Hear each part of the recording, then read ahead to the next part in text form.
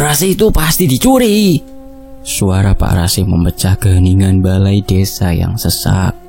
Keringat mengalir di pelipisnya meski kipas angin berputar di atas kepala. Puluhan warga berdesakan di kursi plastik yang berderit. Sebagian berdiri menempel di dinding bambu. 5 karung, Pak. Bukan 1, bukan 2. Bu Murni menyeka hidung dengan ujung kerudungnya.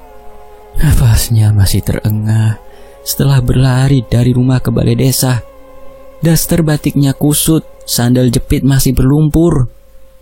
Di pojok ruangan, Darto menggeser kursinya lebih dekat. Tangannya terangkat, telunjuk mengarah ke sosok yang berdiri terpaku di dekat pintu.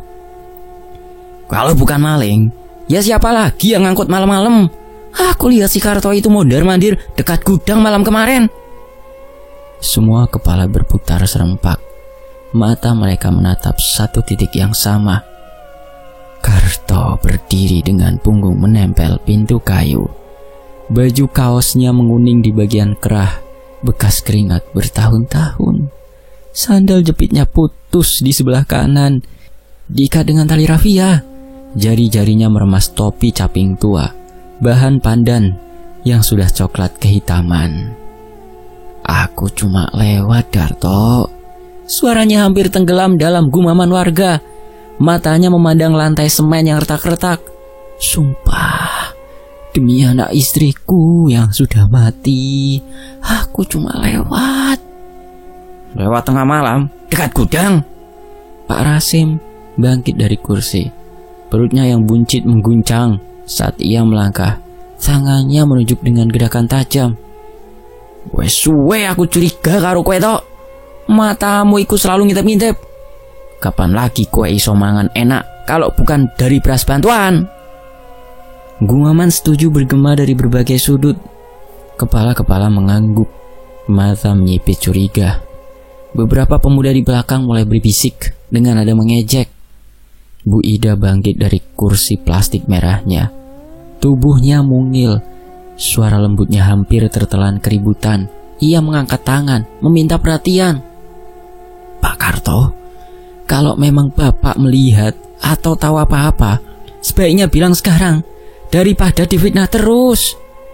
Karto mengangkat kepala. Matanya memandang atap seng bergelombang yang bocor di beberapa titik. Air hujan kemarin masih menetes pelan ke dalam ember plastik di sudut ruangan. Dada tuanya naik turun, mencari nafas. Aku lihat. Ruangan mendadak sunyi, bahkan kipas angin terdengar lebih keras. Aku lihat Pak Lurah Suyatno. Dia yang ambil sama 3 anak buahnya Darto, Ilham, dan Bayu, kata Pak Karto. Gemuruh pecah seketika. Kursi bergeser, sandal berderap di lantai. Seseorang berteriak dari belakang. Suaranya melengking seperti ayam yang kesakitan. Apa? Di depan ruangan, kursi kayu besar berderit keras. Pak Lurah Suyatno sendiri berdiri dengan gerakan tiba-tiba. Kemeja putihnya tegang di dada yang terlihat naik turun cepat. Wajahnya memerah. Pembuluh darah di leher menonjol. Fitnah kamu tok. Suaranya menggelegar, membuat beberapa anak kecil di belakang menangis. Fitnah kecil. Aku iki kepala desa, Karto. Aku pimpin desa ini 10 tahun lebih. Berani-beraninya kamu nuduh aku maling. Karto tetap berdiri tegak. Tubuhnya kurus dan kecil, tapi matanya tidak berkedip menatap Pak Lurah. Malam Selasa, sekitar jam 2, kalian bawa karung dari gudang pakai gerobak ke arah belakang hutan, tempat yang biasa anak-anak ngarit rumput. Aku ngintip dari balik pohon nangka, kata Pak Karto. Telapak tangan Pak Lurah menghantam meja kayu dengan keras. Suara benturan bergema membuat beberapa gelas teh di meja bergetar. Ngomongan orang tua edan, siapa percaya sama dia? Darto melompat dari kursinya. Wajahnya pucat, keringat mengalir di pelipis meski ruangan tidak panas. Pak, ini tuduhan ngawur, Pak. Saya tidur di rumah malam itu kok. Istriku bisa jadi saksi. Ilham juga pasti ngelak nanti. Bayu bersuara dari pojok. Tangannya menggerak-gerakkan rokok yang belum dinyalakan. Pak Karto ini udah tua, sering halusinasi. Dia dulu juga pernah bilang lihat kerbau bicara. Tawa pecah dari kelompok pemuda. Mereka menepuk paha, menggeleng-gelengkan kepala. Beberapa meniru gerakan orang tua yang linglung, membuat yang lain tertawa lebih keras. Karto menarik nafas dalam. Tubuhnya bergetar, bukan karena takut, tapi karena amarah yang ditahan bertahun-tahun. Aku gak gendeng, aku gak halusinasi. Kalian pikir karena aku miskin, kalian bisa tuduh aku semaunya? Cukup! Suara itu datang dari sudut paling belakang, dalam dan berat, seperti guntur yang masih jauh. Tongkat kayu cengkeh mengetuk lantai 3 kali, membuat semua orang menoleh. Wes, cukup! Barono berdiri perlahan. Rambut putihnya panjang menutupi telinga. Janggut tipis di dagunya, bergerak saat ia bernafas. Matanya yang keruh menatap ke depan, tapi seolah melihat sesuatu yang tidak tampak oleh mata lain. Kalau kalian semua tidak percaya kata-kata, maka kita bawa ke adat, supaya langit yang bicara. Bisikan mulai terdengar, warga saling berpandangan, mata mereka gelisah. Ada yang menggeser kursi menjauh, ada yang malah mendekat dengan penasaran. Sumpah pocong. Barono mengucapkannya dengan suara datar, tapi setiap kata terasa menusuk tulang. Karto bersumpah dia melihat. Lurah bersumpah dia tidak mencuri. Siapa yang bohong akan dihukum oleh yang tak terlihat. Pak Lurah tertawa, tapi suaranya bergetar. Tangannya menyeka keringat di dahi. Sumpah pocong. Ini zaman modern, Barono. Zaman modern tak berarti bisa sembunyi dari leluhur. Barono melangkah maju. Tongkatnya mengetuk lantai dengan irama pelan. Atau kalian mau terus hidup dalam curiga dan bisik-bisik? Bu Murni berdiri kaku dari kursinya. Tangannya meremas ujung kerudung. Setuju, biar semua jelas. Kalau Pak Lurah tidak bersalah, kenapa takut? Pak Lurah terdiam. Matanya menatap wajah-wajah warga yang menunggu jawaban. Keringat mengalir lebih deras di pelipisnya. Baik, aku tak takut. Kita laksanakan. Ia menunjuk ke arah Karto dengan jari yang bergetar sedikit, tapi dengan satu syarat. Dilakukan malam Jumat di balai desa, di hadapan semua warga. Dan sesudah itu, siapapun yang tetap menuduh akan aku tuntut secara hukum. Barono mengangguk pelan. Disaksikan arwah para leluhur, hukum manusia tak akan berani mendahului kutukan. Di lain waktu, kain kafanya di mana, Le? Tanya Barono sambil menatap Joko yang tergopoh-gopoh membawa bungkusan putih besar. Ini Mbah, 2 lembar, sesuai yang panjenengan minta. Nafas Bayu memburu, peluh mengalir di pelipisnya. Air doa sudah dibacakan? Sudah, Pak Yai sendiri yang bacain tadi sore, Mbah. Di halaman balai desa, warga mulai berkumpul. Beberapa membawa tikar, sebagian menyalakan obor. Angin malah menggesek dedaunan, menciptakan suara seperti bisikan. Pak Karto sudah datang, bisik seorang ibu, semua mata menoleh. Karto berjalan pelan, dituntun oleh Hasan. Pria tua itu mengenakan sarung usang dan baju koko yang kebesaran. Wajahnya tenang. Di sisi lain halaman, Pak Lurah muncul dengan baju putih lengan panjang, celana kain, dan sepatu mengkilap. Ia dikelilingi 3 orang anak buahnya, Darto, Ilham, dan Bayu. Langkahnya tegas, tapi matanya melirik sekeliling seperti mencari sesuatu. Warga Sekarwangi, suara Barono mengalun dari tengah lingkaran. Malam ini, 2 insan akan bersumpah di bawah langit. Jika ada yang berdusta, biarlah yang tak terlihat menghukumnya. Beberapa warga berbisik. Seorang anak kecil meringkuk di pelukan ibunya. Kita mulai. 2 tikar digelar berdampingan. Di atasnya, kain kafan dibentangkan. Monggo, Pak Karto. Monggo, Pak Lurah. Karto berbaring terlebih dahulu. Tubuhnya gemetar sedikit saat punggung menyentuh tikar. 3 pemuda membungkus tubuhnya dengan kafan, menyisakan bagian wajah. Pak Lurah ragu sejenak. Namun tatapan warga memaksanya melangkah. Ia berbaring dengan ekspresi datar. tapi kedua tangannya mengepal kuat. Kain kafan menutup tubuhnya rapat, hanya wajahnya yang terlihat di bawah cahaya obor.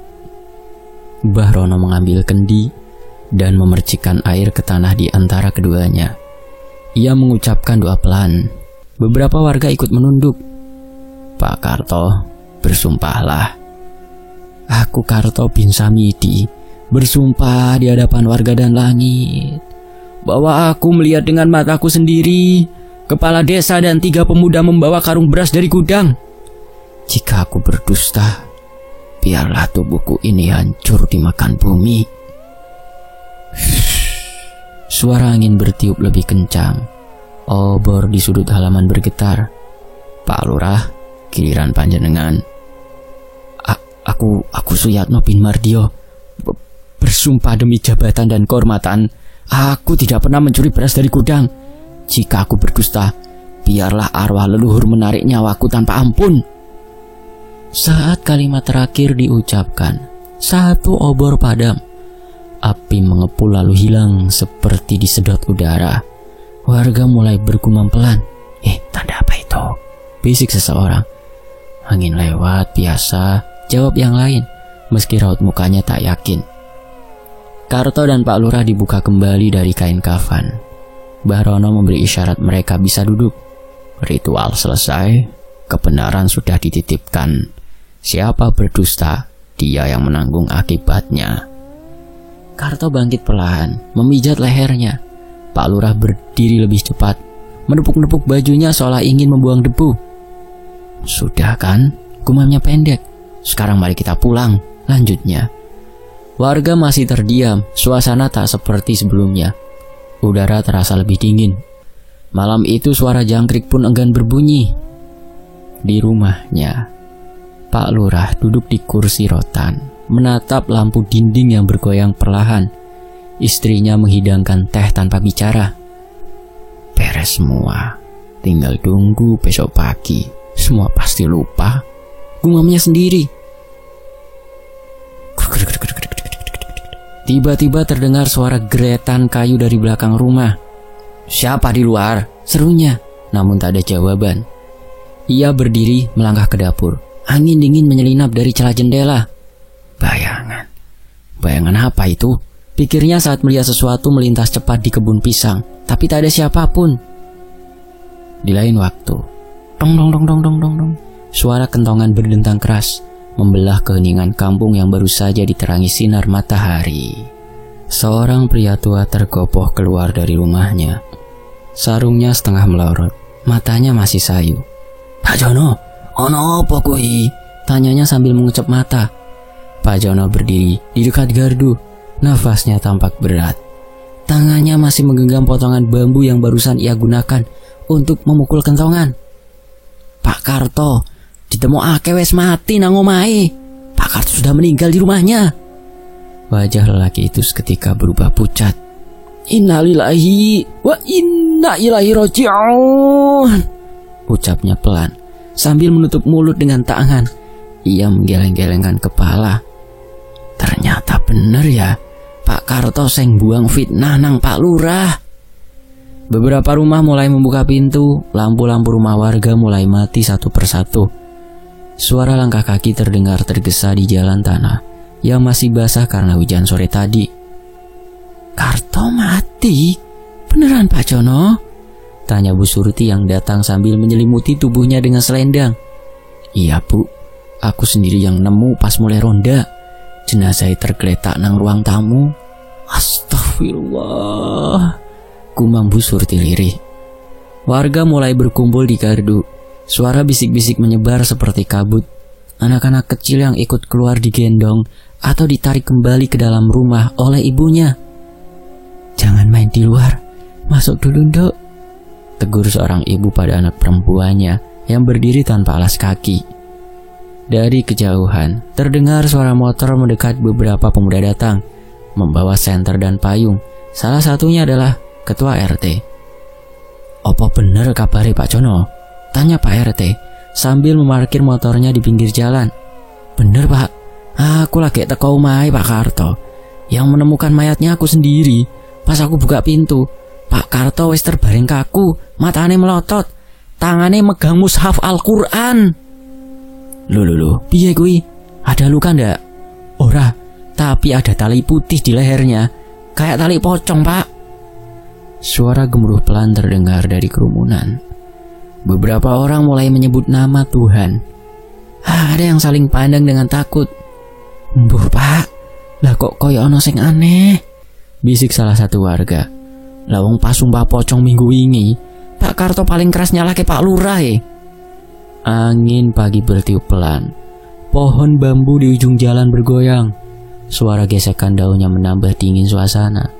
Kampung itu mendadak hidup, tapi bukan dengan tawa atau obrolan ringan, melainkan dengan ketegangan yang belum tahu arahnya kemana. Siang itu, langit mendung. Awan menggantung rendah seolah ikut berduka. Tanah makam di pinggir kampung masih basah oleh embun. Beberapa warga sudah berdiri mengelilingi liang lahat. Sebagian memegang payung, sebagian lagi hanya mengenakan caping. Jenazah Pak Karto dibungkus kain kafan putih, sudah terbaring di atas tandu bambu. Wajah-wajah warga terlihat muram, tapi di antara mereka ada juga yang tampak gelisah. "Kok rasanya merinding terus ya, Bu?" bisik seorang perempuan muda pada ibunya. "Iya, dari semalam perasaanku ndak enak. Sakjane aku juga nggak pengen melu, tapi Mas suruh dateng." "Lah iya, lah wong mati kok matinya aneh. Tangannya megang Al-Qur'an, lehernya ada tali pocong." Di dekat liang lahat, Pak Modin berdiri sambil memimpin doa. Suaranya berat dan tenang, tapi suasana di sekelilingnya tak bisa ikut tenang. Sesekali angin berembus kencang, membuat daunan kering beterbangan. "Ayo, mari kita angkat jenazah," ucap Pak RT sambil memberi isyarat. Beberapa laki-laki maju, mengangkat tandu dengan pelan. Langkah mereka mantap, tapi udara di sekitar terasa semakin berat. Sesampainya di tepi liang, jenazah diturunkan perlahan. Saat tali dilepas dan jenazah mulai menyentuh dasar makam, seekor burung gagak melintas di atas kepala mereka, memekik keras. "Krak! Krak!" "Astagfirullah!" ucap seorang bapak yang berdiri di belakang, kaget. Pak Modin menoleh sekilas, tapi segera melanjutkan bacaan doa. Beberapa warga saling pandang, saling bisik, tapi tak ada yang berani bicara keras-keras. "Mungkin ini teguran, yo," gumamnya seseorang. "Teguran soal apa?" "Yo, soal fitnah-fitnah itu. Lawang jenazah aja kayak orang ketakutan." Tanah mulai ditimbun. Suara sekop terdengar jelas di antara kesunyian.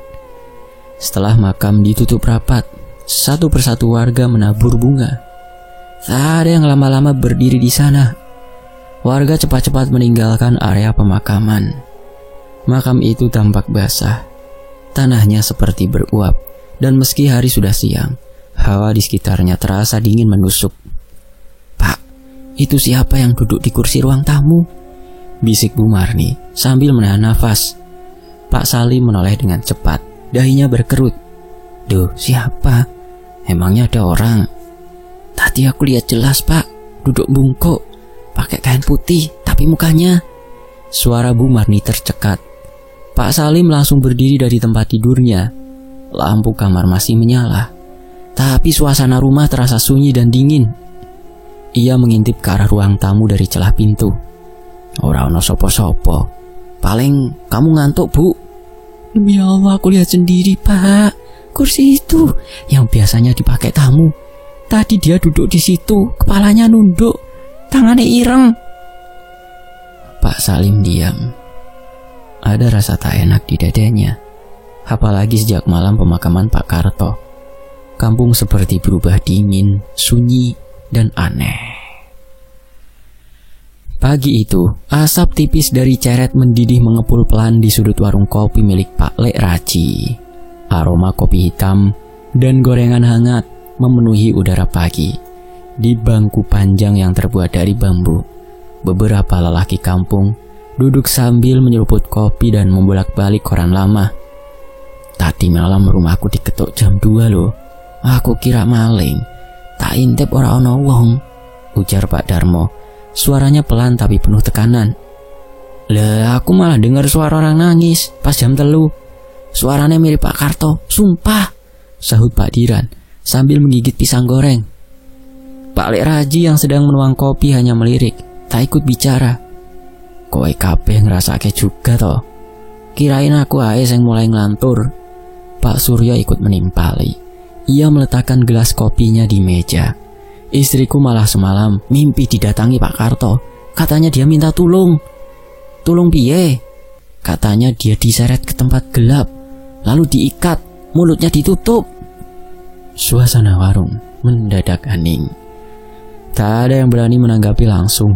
Hanya terdengar suara sendok beradu dengan gelas. Wong wis mati kok balik-balik. Kui tandane atine ora tentrem, kumam Pak Lek Raji akhirnya sambil menyalakan rokok lobot. Apa jangan-jangan sumpah pocong itu benar-benar kejadian ya? Tanya Pak Diran pelan. Bener piye maksudmu? Ya mungkin Pak Karto sengaja bohong waktu sumpah pocong, makanya jiwane ora tenang, jadi gentayangan. Pak Darmo mengangguk pelan. Bisa jadi. Lah waktu pas dikubur aja tanah kuburannya anget terus, kata penggali makam. Sementara itu angin pagi berembus pelan, menggoyang daun-daun jendela warung. Di kejauhan, suara ayam bersaut-sautan, tapi pagi itu tak seperti pagi biasanya. Wajah-wajah di warung tampak tegang, dan untuk pertama kalinya, kopi Pak Lek Raji terasa hambar di lidah mereka. Di lain tempat, siapa yang buka pintu belakang? Tanya Darto pada dirinya sendiri sambil meletakkan cangkir kopi di meja. Darto berdiri perlahan dari duduknya. Jantungnya mulai berdebar. Ia yakin mendengar suara engsel pintu belakang berderit beberapa menit lalu. Suara itu terlalu jelas untuk dianggap angin.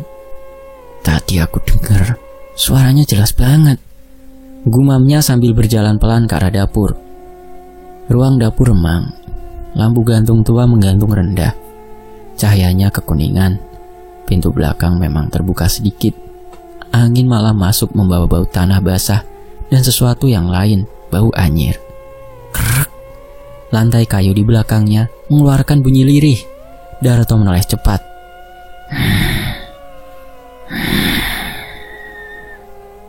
Suara nafas itu terdengar pelan, berat dan sangat dekat. Siapa? Teriak Darto sambil mundur 2 langkah. Di ambang pintu dapur berdiri sosok tinggi membungkuk, terbungkus kain putih kotor. Wajahnya rusak, mata kirinya bolong, dan dari mulutnya menetes darah hitam pekat. Aku ora salah, tapi awakmu nuduh aku di depan wong kampung. Sumpahmu bohong. Suara Pak Karto parau seperti keluar dari lubang yang dalam. Darto gemetar. Aku ngomong sesuai sing tak delok, Pak. Sumpah aku ora niat. Sumpahmu palsu. Kowe sing salah dudu aku. Aku ora bakal tenang, Darto. Tiba-tiba lampu dapur mati, gelap. Darto menjerit terjatuh merangkak ke belakang, tapi kakinya ditarik sesuatu, dingin, basah, dan kuat.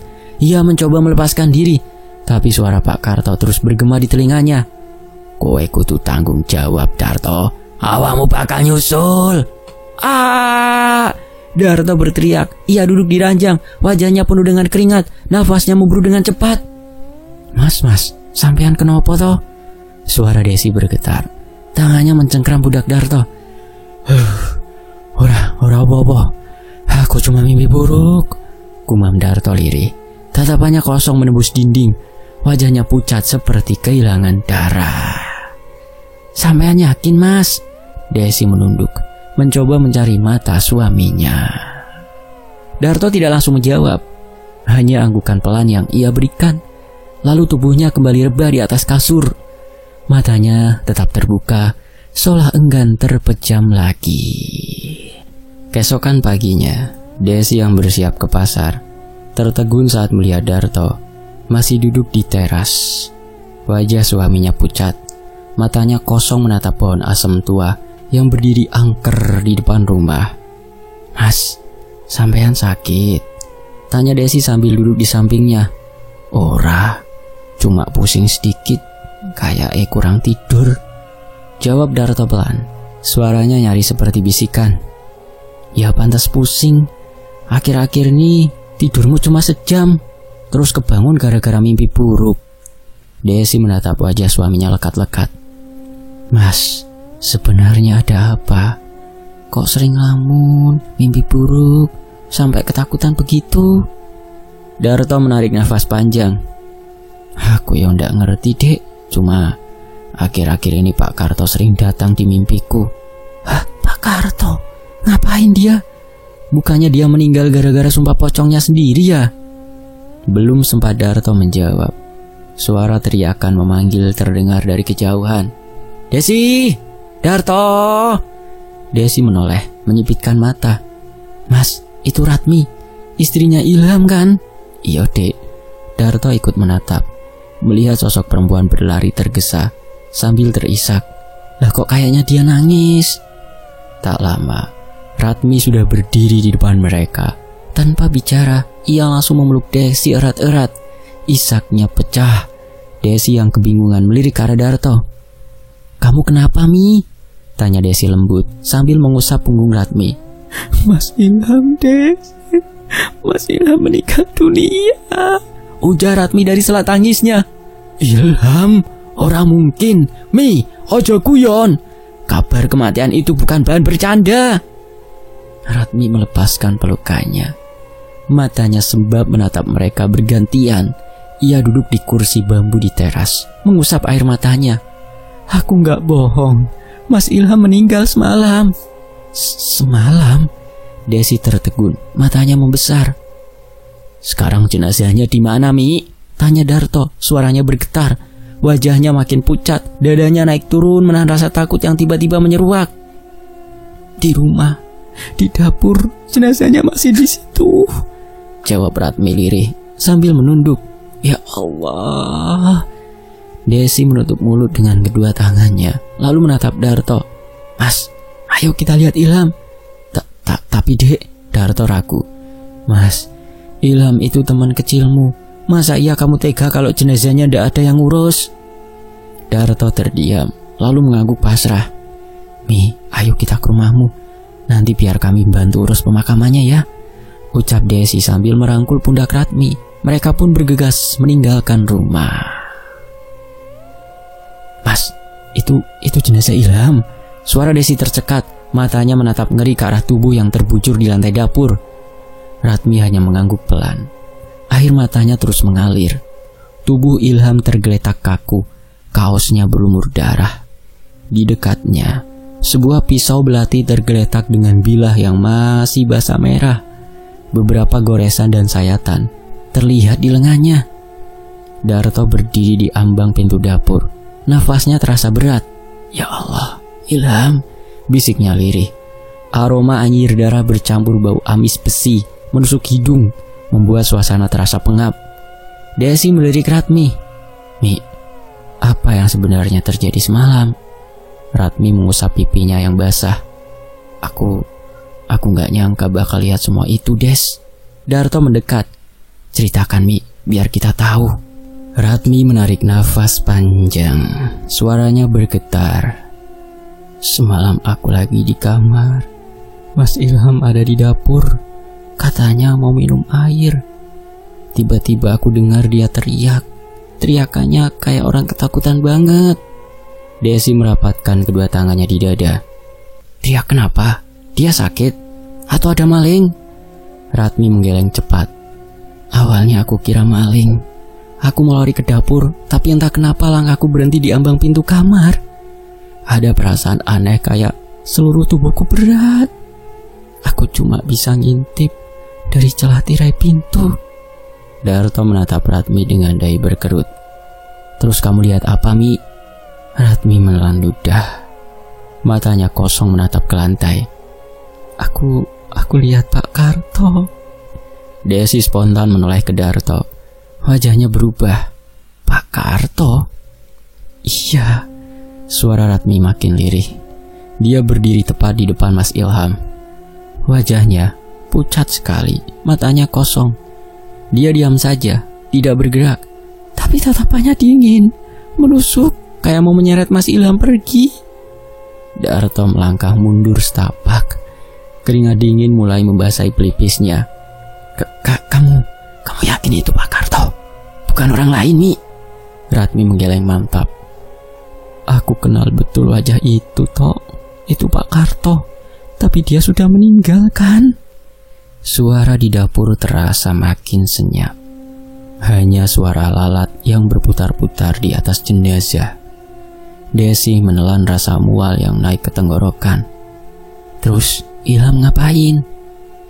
Dia ambil pisau di meja. Aku kira mau melawan. Dia teriak-teriak sambil ngacungin pisau ke arah Pak Karto. Tapi yang aneh, pisau itu tidak pernah nyentuh Pak Karto. Malah dia goresin ke tubuhnya sendiri, kayak tangannya digerakkan paksa. Darto menatap Ratmi tajam. Maksudmu, Ilham melukai dirinya sendiri gara-gara arwah itu? Ratmi menutup wajahnya dengan kedua tangan. Bahunya terguncang.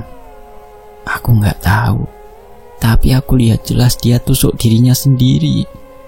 Darahnya muncrat. Dia jatuh dan Pak Karto hilang begitu saja. Desi meraih tangan Ratmi, menggenggamnya erat. Astagfirullah, Mi. Kenapa kamu gak langsung bantu? Aku gak bisa gerak, Des. Kaki ini seperti membeku di lantai.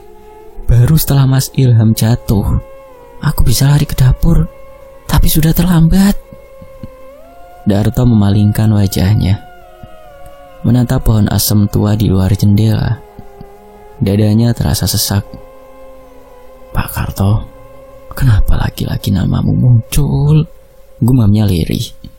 Desi menatap suaminya. Mas, sampean sendiri kan bilang semalam mimpiin Pak Karto lagi. Jangan-jangan. Darto mengangkat tangan, menghentikan ucapan Desi. Jangan dilanjut, Dek. Aku tidak mau nebak-nebak. Tapi sorot matanya jelas menyiratkan ketakutan yang tak terucap. Ratmi memegang lengan Darto.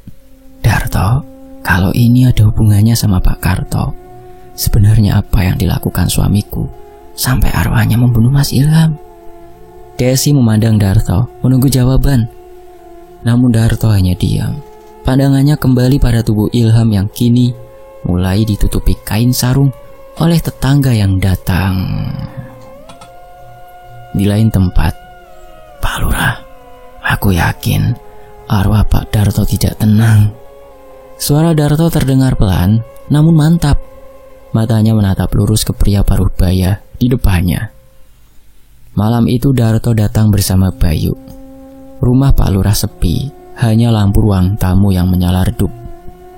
Angin malam menyusup lewat celah jendela, membuat tirai bergoyang pelan.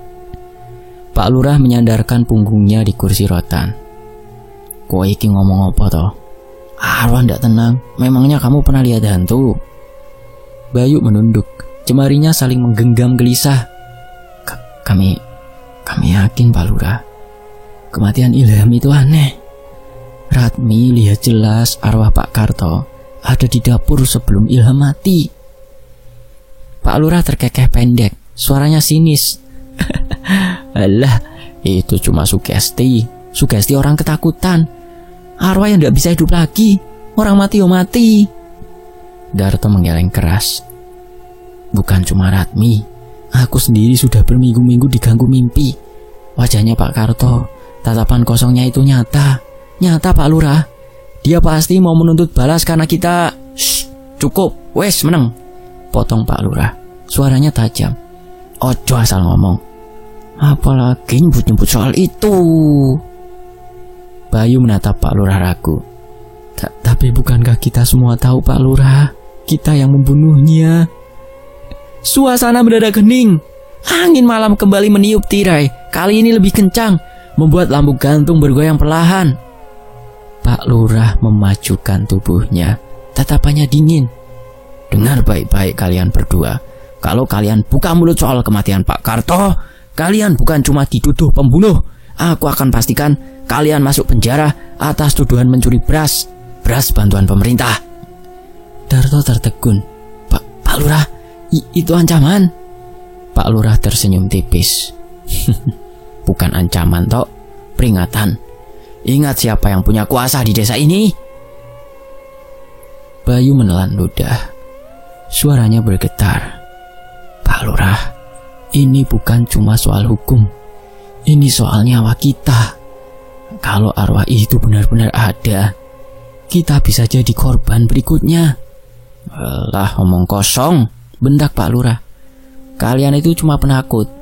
Kematian Ilham itu murni kecelakaan atau bunuh diri. Wes, gak usah bawa-bawa hantu. Darto menatap Bayu, lalu kembali menatap Pak Lurah. Pak Lurah, waktu kita membunuh Pak Karto, kita ikat lehernya dengan tali pocong. Kita biarkan dia begitu saja, itu bukan kematian biasa, Pak. Bapak pikir arwahnya bakal tenang? Pak Lurah terdiam sejenak, tapi sorot matanya tetap menantang. Justru karena itu kalian harus tutup mulut. Kalau ada yang tahu, kalian habis, termasuk aku.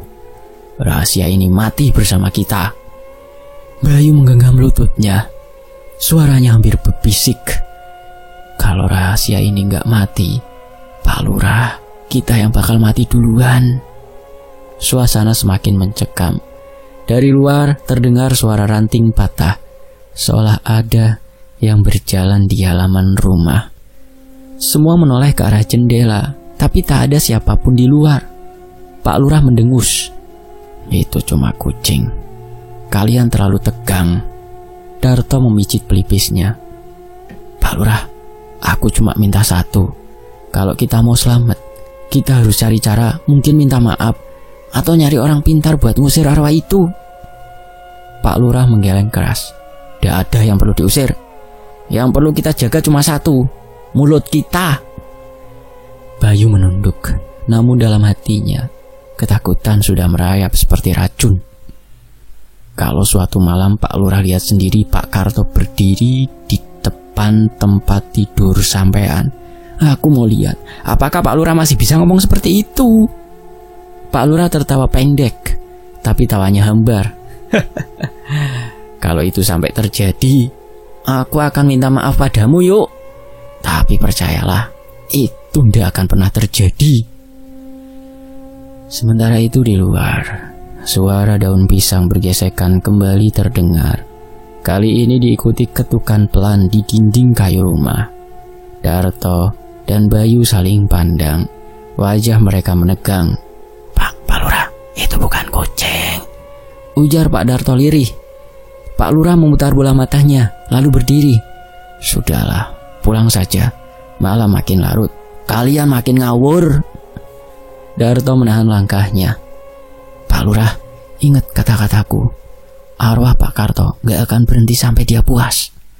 Pak Lurah menunjuk pintu. Pulang. Dengan berat hati, Darto dan Bayu keluar dari rumah. Udara malam terasa lebih dingin dari biasanya. Dan di kejauhan, di bawah remang lampu jalan, mereka berdua seperti melihat siluet seseorang berdiri mematung. Siapa di luar? Suara Pak Lurah meninggi, mencoba terdengar tegas meski hatinya mulai berdebar. Malam di rumahnya terasa aneh. Setelah Darto dan Bayu pulang, ketukan di dinding terus berulang. Kali ini berpindah-pindah. Kadang di sisi kiri rumah, kadang di belakang dapur. Angin malam membawa aroma tanah basah, pekat dan menusuk, seperti bau liang kubur. Pak Lurah berdiri, meraih senter dari atas meja. Kalau maling, apa saja, gumamnya, lalu melangkah menuju pintu belakang. Begitu pintu dibuka, cahaya senter menembus halaman yang kosong. Tak ada siapapun, hanya daun pisang yang bergoyang pelan. Namun, tepat di sudut pandangannya, ia melihat tanah di kebun belakang seperti sedikit tergali, gembur, seolah baru dibuka. Ini cuma akal-akalan mereka, ujarnya pada diri sendiri, mencoba menepis rasa takut. Ia menutup pintu, kembali ke ruang tamu dan duduk sambil menghela nafas. Tiba-tiba dari arah dapur terdengar suara langkah pelan, berat, menyeret. Pak Lurah menegakkan tubuh. "Siapa?" "Ani, kamu pulang?" tanyanya, menyebut nama istrinya yang saat itu ada di rumah saudaranya. Langkah itu makin mendekat. Pak Lurah berdiri, menatap lorong menuju dapur. Dalam cahaya remang, ia melihat sosok tinggi dengan baju lusuh berdiri mematung. Wajahnya pucat, matanya kosong. Kain kafan terikat di lehernya. Pak Lurah mematung. Darahnya seperti berhenti mengalir. Pak Karto!" Suaranya nyaris tak terdengar. Sosok itu tidak menjawab. Ia hanya melangkah perlahan ke arah Pak Lurah. Setiap langkahnya membuat lantai kayu berderit. Pak Lurah mundur satu langkah. Kamu bukan beneran. Kamu cuma bayangan. Pergi!" Namun sosok itu tetap mendekat. Suara nafasnya terdengar berat, seperti udara keluar dari rongga yang hampa. Seketika lampu ruang tamu berkelip-kelip, lalu padam. Rumah tenggelam dalam kegelapan.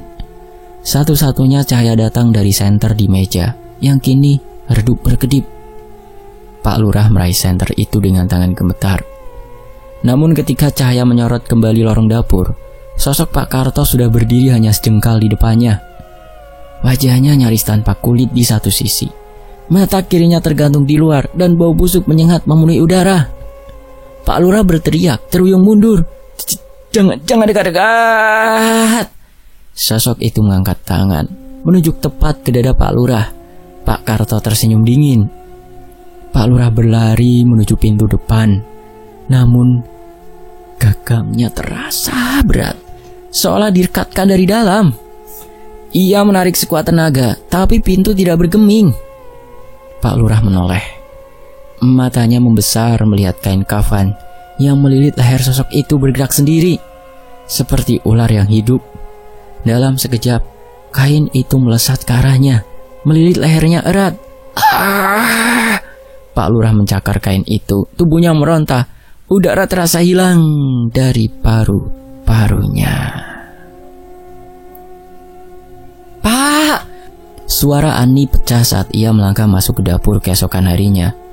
Matanya membesar melihat tubuh suaminya tergeletak di lantai. Wajahnya membiru, lidahnya terjulur, dan di lehernya terikat kain putih kotor, persis seperti kain kafan yang dulu mengikat leher Pak Karto. Ani menjerit. Lututnya lemas hingga jatuh berlutut di lantai. Ya Allah, apa yang terjadi di sini? Tangannya gemetar saat mencoba menyentuh tubuh suaminya. Kulitnya dingin, kaku. Aroma tanah basah menusuk hidungnya. Ia menoleh ke sudut ruangan. Melihat tanah berceceran, membentuk jejak kaki telanjang, menuju pintu belakang dan menghilang di halaman kebun. "Pak!" bisiknya lagi. Air mata mengalir deras. Tetangga yang mendengar teriakan Santi mulai berdatangan. Salah satu dari mereka, Pak Rahman, langsung menutup mulutnya melihat pemandangan itu. "Innalillahi, Pak Lurah meninggal." Ani mengangguk, suaranya parau. Aku baru pulang dari rumah saudara. Pintu depan terbuka lalu aku temukan dia seperti ini." Pak Rahman menatap jejak kaki tanah itu. Kok bisa ada jejak keluar, tapi nggak ada yang masuk? Ani memandangnya penuh ketakutan. Aku nggak tahu, Pak. Tapi ini sama persis seperti cerita kain kafan di leher Pak Karto dan Ilham. Bisik-bisik warga mulai memenuhi dapur. Sebagian melirik keluar, takut kalau jejak itu benar-benar milik sesuatu yang tak hidup. Sementara itu, di sebuah warung kopi di ujung desa, Bayu duduk dengan wajah pucat. Tangannya menggenggam gelas teh yang sudah dingin. Darto datang tergesa, nafasnya memburu. "Yuk, kau sudah dengar?" tanya Darto. Bayu menatapnya tanpa ekspresi. "Pak Lurah mati kan?" Darto mengangguk pelan. "Pagi ini Bu Ani yang nemuin, lehernya dililit kain kafan." Bayu menatap wajah dengan kedua tangannya. Berarti kita tinggal nunggu giliran." Makanya Darto duduk di hadapannya. Kita ndak bisa sembunyi terus. Kalau kita nggak ngaku sekarang, arwah Pak Karto nggak akan berhenti, yuk. Bayu menatap Darto ragu. Ngaku? Berarti kita siap masuk penjara. Kita sudah bunuh orang, yuk. Lebih baik masuk penjara daripada dibunuh hantu. Bayu menghela nafas. Aku nggak pernah nyangka semua bakal begini. Waktu itu aku cuma ikut. Aku nggak mau. Wes, ojo dibahas lagi, yuk. Sekarang kita ke kantor polisi. Bayu menatap kosong ke meja. Kalau kita ngaku, semua orang bakal tahu. Keluargaku, anakku, mereka akan malu. Darto menatapnya tajam. Kalau kau mati dicekik kain kafan, keluargamu bukan cuma malu, tapi kehilanganmu. Keheningan menelan mereka sejenak. Bayu akhirnya berdiri, menghela nafas berat. Baiklah, kita akhiri ini. Mereka berdua berjalan meninggalkan warung. Langkah mereka berat, tapi di hati masing-masing ada rasa bahwa satu-satunya cara untuk lepas dari teror itu adalah dengan mengakui semua. Di belakang mereka, langit desa mendung, seolah ikut menyaksikan dua pria yang akan menyerahkan diri, membawa rahasia kelam tentang kematian Pak Karto. Jadi semuanya sudah selesai? Tanya Sardi duduk di bangku kayu depan warung kopi. Sepertinya begitu, jawab Warto sambil menyeruput kopi hitam. Sejak Pak Lurah meninggal, tidak ada lagi orang yang lihat penampakan atau dengar suara aneh. Beberapa warga lain yang duduk di sana ikut mengangguk. Suasana pagi di warung itu terasa lebih ringan dibandingkan hari-hari sebelumnya. Meski sisa ketegangan masih membekas di wajah mereka. Di ujung meja, Pak Idi menepuk pundak Sardi. Kau tahu, Bayu sama Darto akhirnya ngaku di kantor polisi. Katanya mereka yang bikin Pak Karto meninggal. Sardi menghela nafas panjang. Pantas saja ruahnya tidak tenang. Kalau aku yang diperlakukan begitu, mungkin aku juga tidak bakal bisa diam. Yang bikin aku tidak habis pikir, Selawarto menatap kosong ke arah jalan desa. Kenapa arwahnya baru berhenti setelah Pak Lurah ikut mati ya? Pak Idi menunduk. Mungkin karena Pak Lurah juga terlibat. Mungkin dia yang memerintahkan mereka. Siapa tahu kan? Desir angin pagi membuat dedaunan di pohon waru bergoyang pelan. Beberapa anak kecil berlarian di jalan tanpa rasa takut seperti dulu. Dulu setiap malam mereka dipaksa orang tua untuk mengunci pintu rapat-rapat dan tak keluar rumah karena takut diganggu arwah. Sekarang malam-malam di desa mulai kembali ramai dengan suara obrolan dan bunyi cicak di dinding. Tamat. Demikianlah sebuah kisah dari Sayap Emas di Tony FS. Tony FS pamit, sampai jumpa di kisah berikutnya. Wassalamualaikum warahmatullahi wabarakatuh. Terima kasih semuanya. Alhamdulillah.